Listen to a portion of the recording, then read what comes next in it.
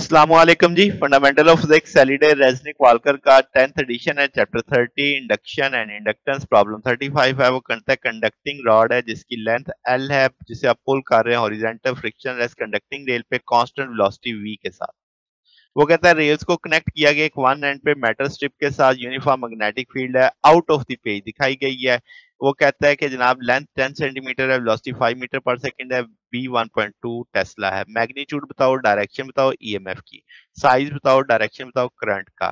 फिर वो कहता है रेजिस्टेंस अगर 0.4 है रेजिस्टेंस रेल और मेटल स्ट्रिप के बीच में, तो किस रेट के ऊपर थर्मल एनर्जी वहां पे जनरेट हो रही होगी। फिर एक्सटर्नल फोर्स कितनी चाहिए होगी और किस रेट पे वो एक्सटर्नल फोर्स वर्क कर रही होगी।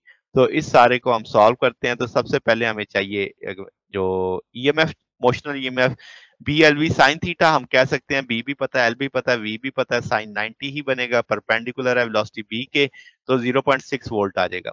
अब लेंजिस लॉ के लिहाज से अगर हम इंड्यूस्ड ईएमएफ देखें तो उसने अपनी काज को अपोज करना है।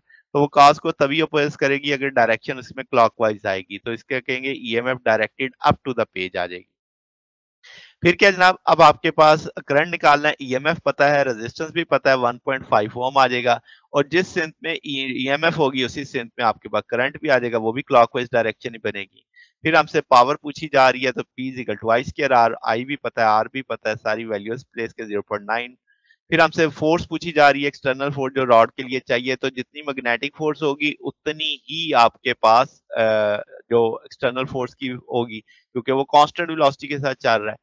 फिर आप कह सकते हैं कि इसने कहा ना कांस्टेंट वेलोसिटी है, तो कांस्टेंट वेलोसिटी तभी होगी अगर एक्सटर्नल फोर्स और मैग्नेटिक फोर्स बराबर होंगी।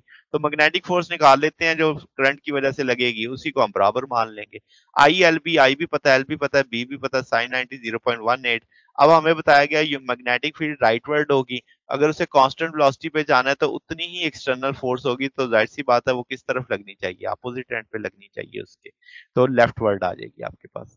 फिर जनाब आपके पास पावर का टूल है P equal to F dot V. हम कह सकते हैं कि एक्सटर्नल एजेंट और वेलोसिटी की डायरेक्शन सेम है, तो 0.18 फोर्स एक्सटर्नल की, वेलोसिटी 5 मीटर पर सेकंड कांस्टेंट है, तो ये 0.9 है। ये उतनी ही है जितनी जनरेट हो रही थी, उतनी ही वो खर्च कर रहा है। तो ये हमारे पास सोल्यूशन है जनाब। अगर आपको इसमें कोई बात पूछनी हो, डाउट हो, नीचे कमेंट्स में पूछ सकते हैं। वीडियो अच्छी लगी हो तो वीडियो को लाइक कीजिएगा, दोस्तों के साथ शेयर कीजिएगा, चैनल को सब्सक्राइब कर दीजिएगा। अब तक के लिए इतना ही, बाकी इंशाल्लाह नेक्स्ट देखेंगे। ओके, अल्लाह हाफिज।